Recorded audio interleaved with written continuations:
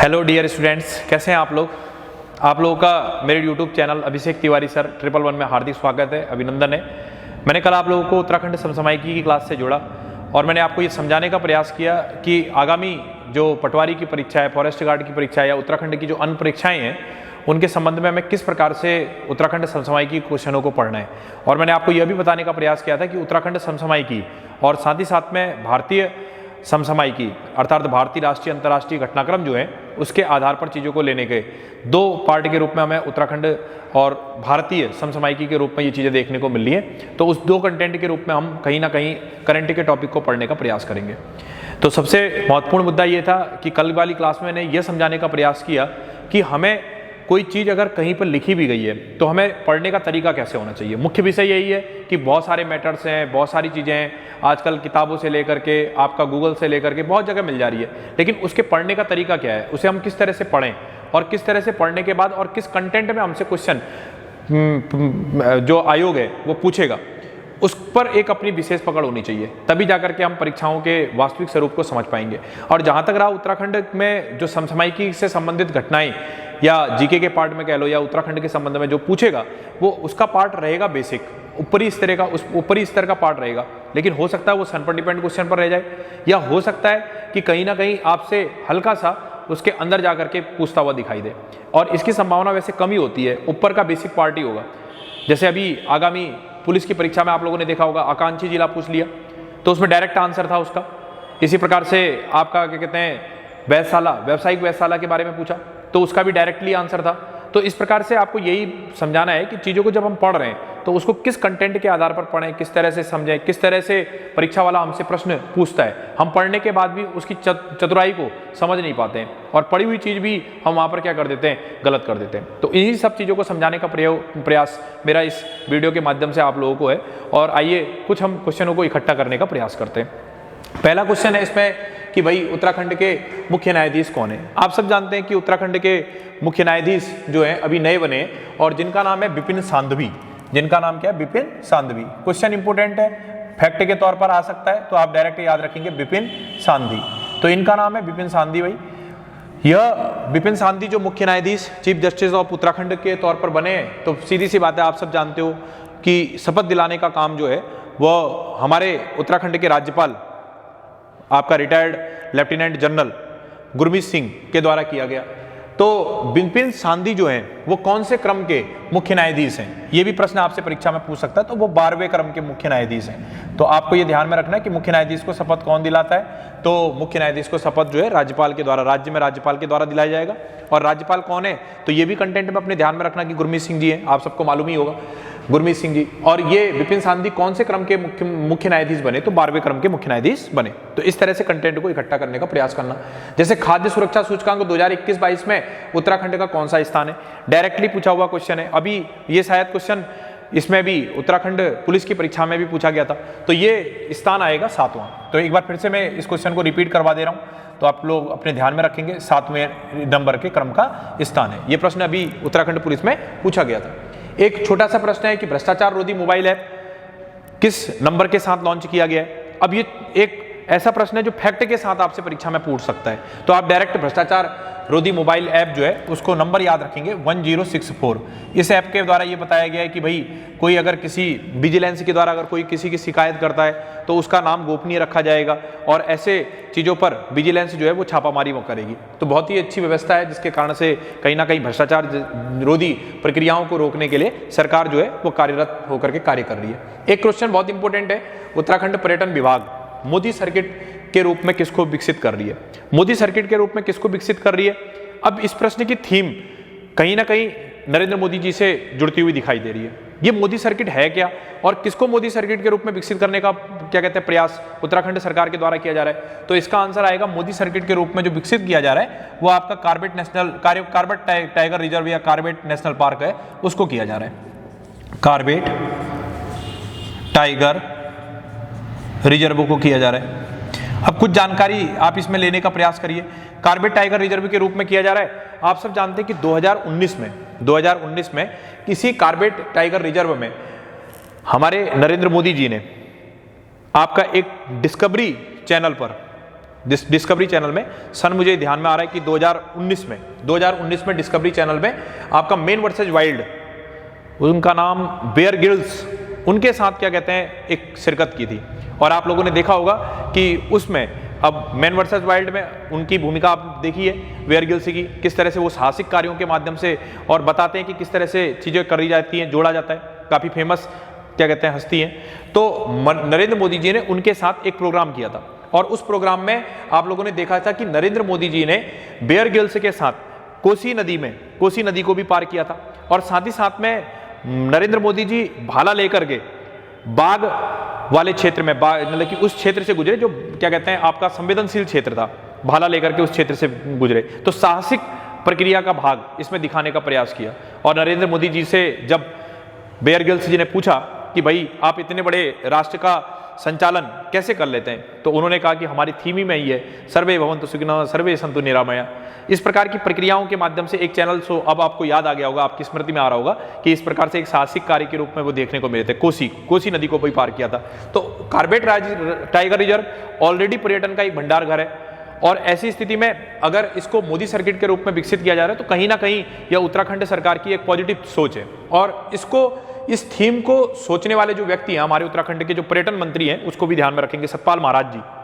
तो सतपाल महाराज जी इस थीम को जब अभी एक विदेश यात्रा में गए थे क्रोएशिया, तो वहां पर जाकर के उन्होंने उस चीज को जाना और समझा था। तो इस प्रकार से कुछ मैंने इसके अंतर्गत की बेसिक बातें आपको समझाने का प्रयास किया।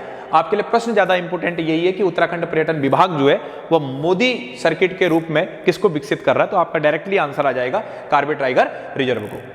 इसके बाद नेक्स्ट क्वेश्चन पर एक बार चर्चा कर लेते हैं। दूसरे CDS, फिर से गौरवान्वित होने वाली बात है हमारे उत्तराखंड क्षेत्र के लिए।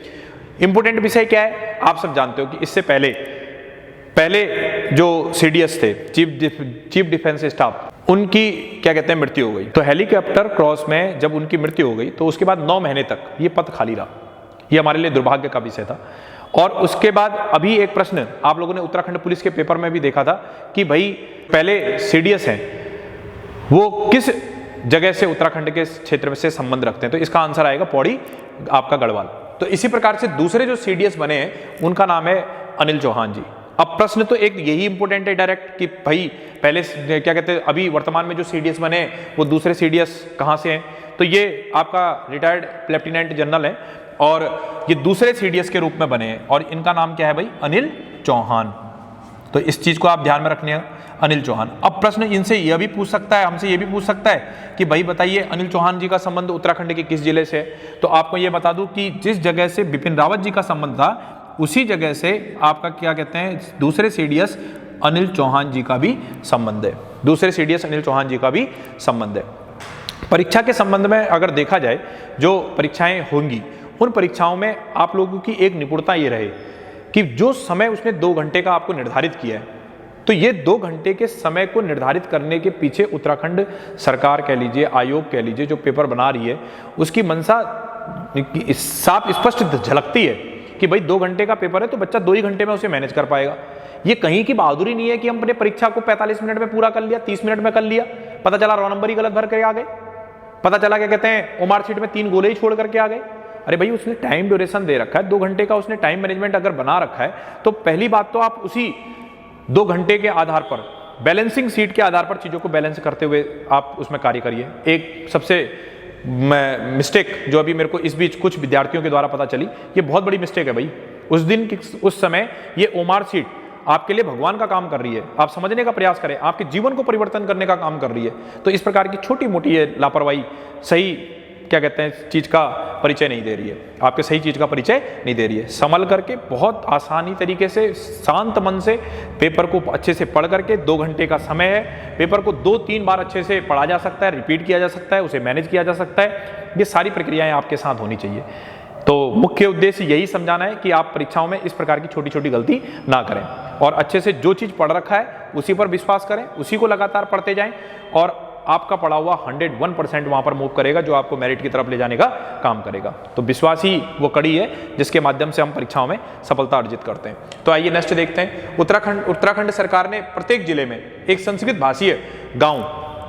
भाषी गांव जो है खोलने की बात की है। उत्तराखंड सरकार ने प्रत्येक जिले में, अर्थात हमारे उत्तराखंड में 13 जिले हैं। 13 के 13 जिलों में इस प्रकार से आपका संस्कृत भाषी गांव खोलने की बात की है, ये तो बहुत अच्छी बात है। देवभूमि है हमारा उत्तराखंड, संस्कृत का भाग यहाँ की दूसरी आधिकारिक भाषा के रूप में चल रही है। आप सब जानते हो कि हमारे उत्तराखंड की दूसरी आधिकारिक भाषा क्या है, आपका संस्कृत है।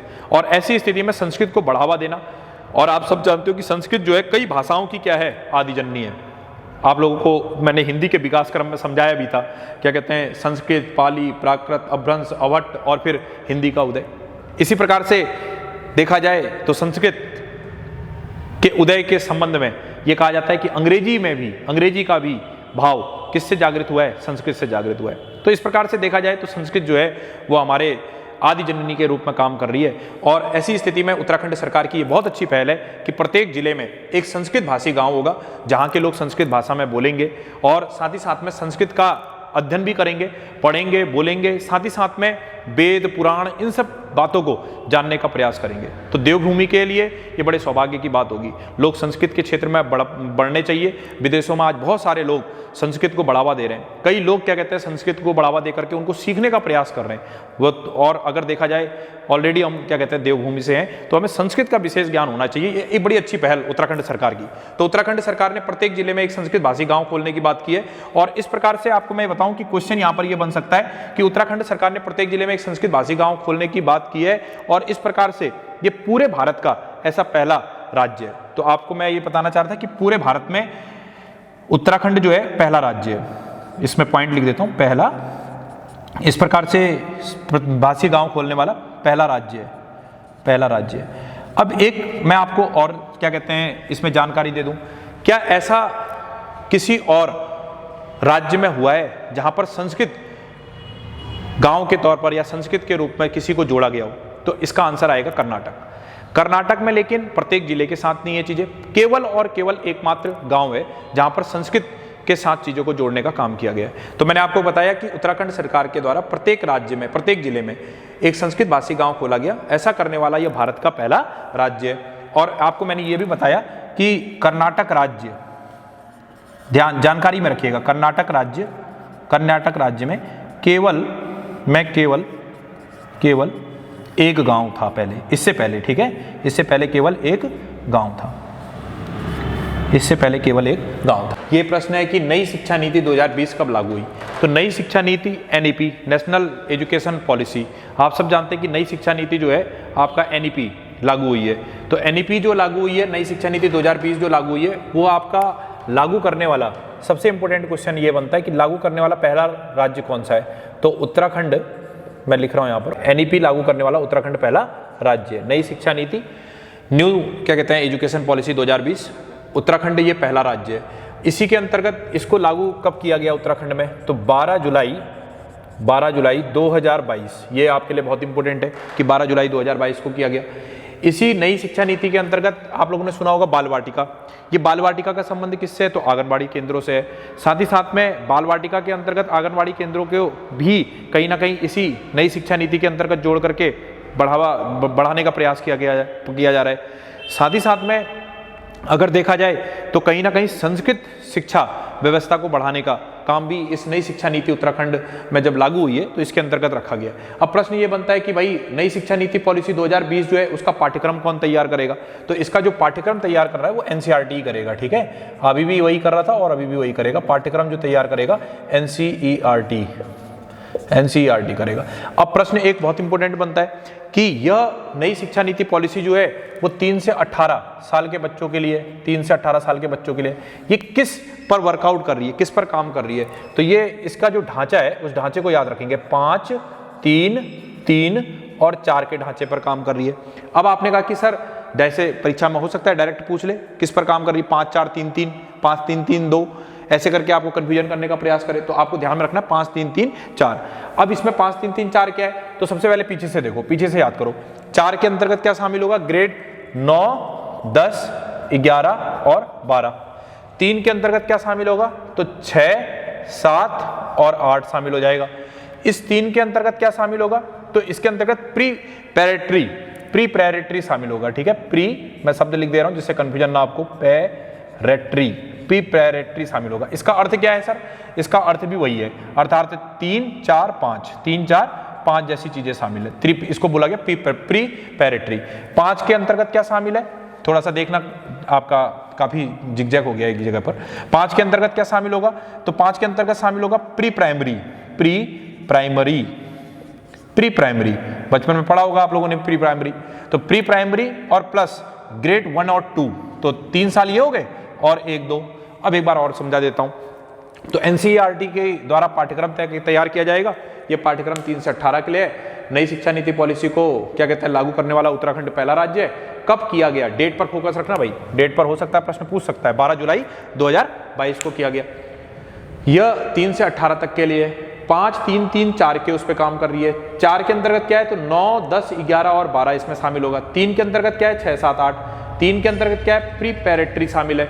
और 5 के अंतर्गत क्या है? प्री प्राइमरी जो क्या कहते हैं आपका प्री, फिर नर्सरी, और इस तरह से आपका क्या काम करेगा, एलकेजी यूकेजी जो आप पढ़ते थे, फिर उसके बाद 1 और 2, इस तरह से वर्कआउट करेगा। तो 5, 3, 3 और 4। अब नेक्स्ट देखते हैं। ये कह रहा है क्रांति दिवस मेला। ये क्रांति दिवस मेला जो है, इसकी थीम कहां से जुड़ी है उसको पहले समझने का प्रयास करिए। क्रांति दिवस मेले की थीम जुड़ी है 23 अप्रैल। कुछ खास है इस 23 अप्रैल को, इतिहास में कोई घटना है 23 अप्रैल को, मैं समझाऊंगा आपको अभी। 23 अप्रैल 2022 में अभी हमारे मुख्यमंत्री साहब माननीय पुष्कर सिंह धामी जी क्रांति दिवस मेला में गए और इसको राजकीय मेला घोषित किया गया। क्रांति दिवस मेला जो है ये कहाँ मनाया जाता है? तो पौड़ी जिले में, ध्यान में रखना, पौड़ी जिले के पीठसेन, एक जगह पड़ती है पौड़ी में, पीठसेन क्षेत्र के मासो चौपटा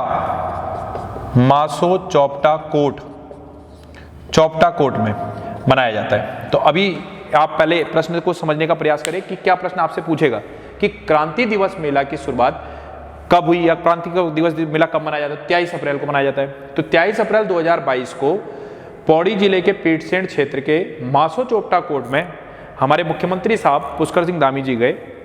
उन्होंने इस मेले को आपका राजकीय मेला घोषित किया और साथ ही साथ में इसकी थीम कहां से जुड़ी पड़ी है? तो आप सब जानते हो कि पेशावर कांड के नायक वीर चंद्र सिंह गढ़वाली के साथ इसकी थीम जुड़ी पड़ी है।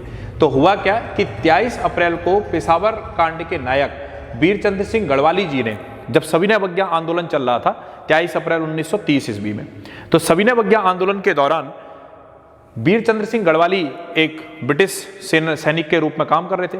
तो ऐसे में ब्रिटिश सरकार की हुकूमत ने उनको ऑर्डर दे दिया कि भाई निहत्थे पठानों पर गोली चलाओ। तो उन्होंने निहत्थे पठानों पर गोली चलाने से क्या कर दिया? मना कर दिया। और इसके लिए कई विरोध का सामना, ब्रिटिश सरकार के विरोध का सामना वीर चंद्र सिंह गढ़वाली जी ने करना पड़ा। और साथ ही साथ में उनके बटालियन में जितने लोग थे उन सब लोगों ने अपनी बंदूकें रख दी, बोला कि हम निहत्थे क्या कहते हैं पठानों पर गोली नहीं चला सकते हैं। और फिर उसके बाद क्या हुआ कि इन पर मुकदमा चलाया गया। जब इन पर मुकदमा चलाया गया ब्रिटिश सरकार की हुकूमत, तो उन्होंने वीर चंद्र सिंह गढ़वाली जी को सजा दे दी। और सजा देने के बाद उस समय उनकी पैरवी, आपका वीर चंद्र सिंह गढ़वाली जी के नेतृत्व की पैरवी जो है बैरिस्टर मुकुंदी लाल जी कर रहे थे। आपने पढ़ा होगा इतिहास के पन्नों में ये चीज। तो बैरिस्टर मुकुंदी लाल जी कर रहे थे। तो उस समय इनको सजा हो गई, सजा सुनाई गई 14 वर्ष की। एबटाबाद जेल में इनको भेज दिया गया। फिर ब्रिटिश सरकार ने बाद में इनकी सजा को कम करते हुए 11 वर्ष कर दिया और फिर 1900 आपका मेरे ख्याल से 42 में इनको रिहा किया गया। 1942 या 41 में इनको रिहा किया गया। तो इस प्रकार 1941 में। तो इस प्रकार से आप लोग ध्यान में रखेंगे कि यह थीम जो है क्रांति दिवस मेले की थीम पौड़ी जिले के पीठसेन क्षेत्र के मासो चौपटा कोट क्षेत्र से संबंधित है। और मैं एक पॉइंट लिख दे रहा हूं कि यह इसका संबंध वीर चंद्र सिंह गढ़वाली से है। आपको घटना भी समझ में आई होगी, चीजें भी समझ में आई होगी और चीजों को जोड़ करके विभिन्न तथ्यों को भी ध्यान में रखेंगे। नेक्स्ट है हिम प्रहरी योजना। हिम प्रहरी योजना को समझने का प्रयास करिए। हिम प्रहरी योजना है क्या? इसका थीम क्या है? अभी आपका क्या कहते हैं 5 अप्रैल 2022 को हमारे उत्तराखंड के मुख्यमंत्री पुष्कर सिंह धामी जी दिल्ली गए। उनकी मुलाकात हुई नरेंद्र मोदी जी से और केंद्रीय गृह मंत्री अमित शाह जी से।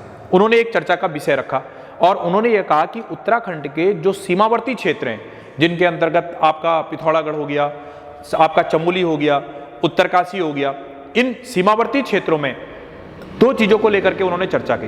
एक तो होने वाले पलायन को लेकर के चर्चा करी और दूसरा जो इनकी सुरक्षा है, चौहद्दियों की जो सुरक्षा है, अंतर्राष्ट्रीय सुरक्षाओं की बात की इन्होंने, और इसके लिए उन्होंने एक हिम प्रहरी योजना को रखने की बात रखी। तो हिम प्रहरी योजना के अंतर्गत जो भारत के आपका अंतर्राष्ट्रीय सीमा के क्षेत्र से लगे हुए क्षेत्र हैं, सीमावर्ती क्षेत्रों से लगे हुए भाग हैं, जिसके अंतर्गत आपका हम सब जानते हैं कि पिथौरागढ़ जो है वो दो अंतर्राष्ट्रीय को, उत्तराखंड का ऐसा कौन सा जिला है जो दो अंतर्राष्ट्रीय सीमाओं को छूता है, तो उसका नाम क्या है, पिथौरागढ़ है। एक तरफ से वो चीन से लगा पड़ा है और दूसरी तरफ से आपका नेपाल से लगा पड़ा है। तो आपको मैंने बताया कि पिथौरागढ़ हो गया, आपका चमोली हो गया, साथ ही साथ में उत्तरकाशी हो गया। इसी के साथ साथ चंपावत और उधम सिंह नगर जिले के खटीमा ब्लॉक में, जो खटीमा ब्लॉक है उसके क्षेत्र में भी कहीं ना कहीं होने वाले जो पलायन का भाग है और साथ ही साथ में जो आपका देवी आपदा के कारण से होने वाली क्षति है, उसको कहीं ना कहीं हिम प्रहरी योजना के द्वारा रोकने का प्रयास किया जाए। तो एक अच्छी थीम के साथ मुख्यमंत्री साहब ने इस बात को कहीं ना कहीं भारत सरकार के सामने रखा। तो हिम प्रहरी योजना का संबंध किससे है, इस प्रकार से पूछ सकता है। तो आप कहेंगे कि अंतर्राष्ट्रीय सीमा क्षेत्र में कहीं ना कहीं पलायन, अंतर्राष्ट्रीय सीमा के क्षेत्रों से पलायन को रोकना और साथ ही साथ में आपका सुरक्षा को बढ़ावा देना, और इसके लिए उन्होंने आईटीबीपी, एसएसबी, विभिन्न प्रकार के केंद्रीय पुलिस बल, इन सबके सहयोग को माना है और करोड़ों रुपए की क्या कहते हैं इसमें योजना के अंतर्गत इसको तीव्र गति से प्रस्तावित करने का प्रयास भी किया गया है। तो हिम प्रहरी योजना किससे संबंधित है, आपको डायरेक्ट भाव याद रखना है कि अंतर्राष्ट्रीय, आपको क्या ध्यान में रखना है उसको समझो। अब अंतर्राष्ट्रीय सीमाओं में सुरक्षा कौमा पलायन, सुरक्षा कौमा सुरक्षा कौमा पलायन की समस्या को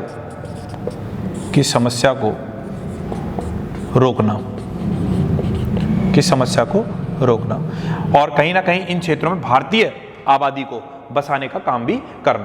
तो इसको ध्यान में रखेंगे। एक पॉइंट है आपका, एक और प्रश्न बनता है, फ्रूट ग्रेन एटीएम योजना। ये फ्रूट ग्रेन एटीएम योजना क्या है, इसको एक बार समझें।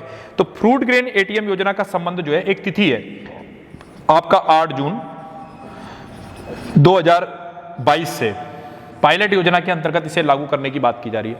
प्रश्न पूछ सकता है कि फ्रूट ग्रेन एटीएम योजना को उत्तराखंड लागू करने वाला देश का कौन सा राज्य है। तो इस प्रकार से प्रश्न बनता है, कौन सा राज्य है, तो आप बोलोगे तीसरा राज्य उत्तराखंड है। तो भाई सीधी सी बात है, दो राज्य और होंगे, उनके नाम भी आप लोग ध्यान में रखेंगे। एक उड़ीसा है जहां ये योजना क्रियान्वित चल रही है, और दूसरा हरियाणा, उड़ीसा और हरियाणा है। इससे पहले ये योजना अन्य दो कहाँ हो चुकी है, तो एक उड़ीसा में और दूसरा कहाँ है, हरियाणा में। तो इस फ्रूट ग्रेन एटीएम योजना को किसके द्वारा क्या कहते हैं गति दी गई, तो इसमें ध्यान में रखना। आपको एक नाम मैं पूछूंगा पहले प्रश्न, खाद्य एवं नागरिक आपूर्ति मंत्री। अब आप मेरे को बताइए कि भाई खाद्य एवं नागरिक आपूर्ति मंत्रालय किसके पास है, तो ये मंत्रालय जो है हमारे उत्तराखंड के कैबिनेट की एकमात्र महिला रेखा आर्या जी के पास है। तो मंत्री रेखा आर्या जी के पास है।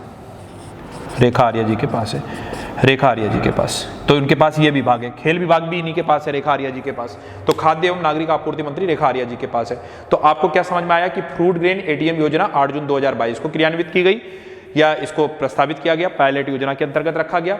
ऐसा करने वाला हमारा उत्तराखंड तीसरा राज्य है, इससे पहले उड़ीसा और हरियाणा में। ये किस तरह से काम करेगा, इस पर मैं थोड़ा सा आपको चर्चा करता हूँ। ये काम कैसे करेगा, जैसे एटीएम कार्ड काम करते हैं। हमारे पास जब पैसों की जरूरत होती है, हम जाते हैं एटीएम लगाते हैं, पैसा निकालते हैं।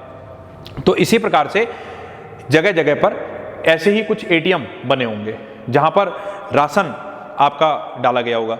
उस राशन को हम उसमें एटीएम जैसे कोई कार्ड होगा उसको लगाएंगे, उसमें भी स्क्रीन होगी और वो उसके आधार पर, बीपीएल परिवार का है, एपीएल है, जिस परिवार का है उसके आधार पर वो क्या देगा, राशन देगा। तो इससे क्या होगा, पहली बात तो लोगों को सरलता से राशन उपलब्ध हो जाएगा और फिर वो आपका पूरे माह चलता रहेगा। अभी क्या होता है कि भाई आपका एक कोई गल्ले की दुकान है, वहाँ उसको निर्धारित किया जाता है, फिर उसके बाद सरकारी गल्ला बनाया जाता है, फिर वहाँ राशन आता है, फिर उसके बाद लोग लेते हैं। फिर कभी पहाड़ी क्षेत्र में क्या है, वैसे भी मौसमी विभिन्न प्रकार के परिवर्तन होते रहता है। तो ऐसे में लोगों को कभी कभी राशन की बड़ी विषम समस्या हो जाती है। तो कहीं ना कहीं उत्तराखंड सरकार की ये विशेष बहुत अच्छी पहल है कि कहीं ना कहीं इस प्रकार की योजनाओं के द्वारा लोगों को आसानी से और सुलभता से माह में किसी भी दिन राशन क्या हो जाएगा, उपलब्ध हो जाएगा। वो जाएंगे, उसमें ATM टाइप का होगा, उसमें लगाएंगे और जो राशन होगा उनको मिल जाएगा। तो ये अभी पायलट योजना के तौर पर क्या कहते हैं क्रियान्वित है। आगे इसको बढ़ावा देने का काम किया जा रहा है या बढ़ाए जाने का काम किया है, पायलट प्रोजेक्ट में शामिल है। तो आपको समझ में आ गया कि फ्रूट ग्रेन ATM योजना क्या है। चलिए, तो मैंने आपको उत्तराखंड से संबंधित, समसामयिकी से संबंधित कुछ बातों का एक आधार रखा और कुछ सवालों को समझाने का प्रयास किया। और मैंने बार बार मैं बता रहा हूँ कि आपको मैंने ये समझाने का प्रयास किया कि आखिर हम इनको पढ़ें कैसे, किस तरह से हम इसको तैयार करें, एक पॉइंट। दूसरा पॉइंट क्या है कि भाई अभी मैं आपको स्क्रीनशॉट करने के लिए कहता हूं, आप स्क्रीनशॉट कर लें, इसके प्रॉपर नोट्स बनाते हुए जाएं। साथ ही साथ में थोड़ा सा प्रयास अपने आप से भी करते रहें और चीज़ों के कंटेंट को और भी जोड़ने का प्रयास करें। मैं भी आपके साथ चल रहा हूं, आप भी थोड़ा सा प्रयास करें। मैंने आपको पहले भी समझाया, अभी भी समझा रहा हूं, ये पर डे रेगुलर क्लास का भाग नहीं है। अभी हमारा भाग केवल और केवल एक परीक्षा को ध्यान में लेकर के चल रहा है और वो परीक्षा है आपकी क्या कहते हैं 8 जनवरी की परीक्षा। तो इस परीक्षा को ध्यान में लेकर के हमारे पास जितना ज़्यादा क्या कहते हैं मटेरियल इकट्ठा हो जाएगा, जितनी ज़्यादा चीज़ें इकट्ठा हो जाएंगी, वही हमारी परीक्षाओं की सफलता का एक आधार बनेगा। तो मैं आशा करता हूँ आप लोग इसे अच्छे से तैयार कर लेंगे, नोट्स बना लेंगे प्रॉपर और इसको याद करने का प्रयास करेंगे। अभी 3, 4, 5, 6 दिन की क्लास के बाद मैं एक टेस्ट सीरीज के माध्यम से भी आपको इसमें जोड़ूंगा, उसमें कुछ क्वेश्चन दे दूंगा, बाद में आप लोग उसे सॉल्व करेंगे। अगली वीडियो में उसके आंसर मैं आपको बताऊंगा। तो इस तरह से आप मेरे चैनल से ज़्यादा जुड़िए, चीज़ों को समझने का प्रयास करिए और साथ ही साथ में इस समय बहुत अच्छे से शांत मन से जो भी चीज़ आप लोगों ने पढ़ी है उस चीज़ को इकट्ठा करने का प्रयास करिए, उसे अपना बनाने का प्रयास करिए। 101% आपका ही पढ़ा हुआ परीक्षा में आने वाला है और उसमें किसी भी प्रकार की लापरवाही का भाग ना रखें। आपको जो चीज़ समझाया जा रहा है, जो मेरे द्वारा बताया जा रहा है, उसके संबंध में अगर कोई डाउट है तो आप मेरे से कमेंट बॉक्स में लिख करके उसको पूछ सकते हैं। मैं उसका उत्तर आपको देने का या उसका सॉल्यूशन देने का आप लोगों को प्रयास करूंगा जल्दी से जल्दी। साथ ही साथ अगर आप मेरे से ऑफलाइन के साथ जुड़ना चाहते हैं तो आप आकर के मेरे से ऑफलाइन की कक्षाओं में भी जुड़ सकते हैं और मैं लगातार आपको ऑनलाइन के माध्यम से ये कंटेंट अभी लगातार पटवारी की परीक्षा और उसके आगे भी लगातार देने का प्रयास करूंगा। जय हिंद, जय भारत, जय उत्तराखंड।